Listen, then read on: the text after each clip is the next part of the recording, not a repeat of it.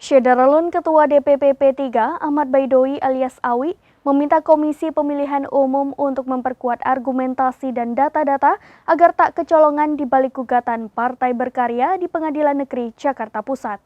Berikut informasi selengkapnya.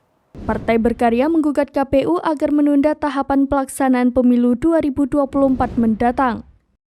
Gugatan tersebut didaftarkan pada Selasa 4 April 2023 dengan menggugat Dewan Pimpinan Pusat Partai Berkarya.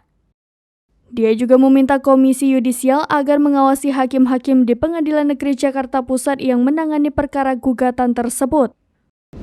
Menurutnya, hal tersebut perlu dilakukan guna fungsi dan keberadaan KY terasa nyata dalam konteks perbaikan sistem peradilan di tanah air.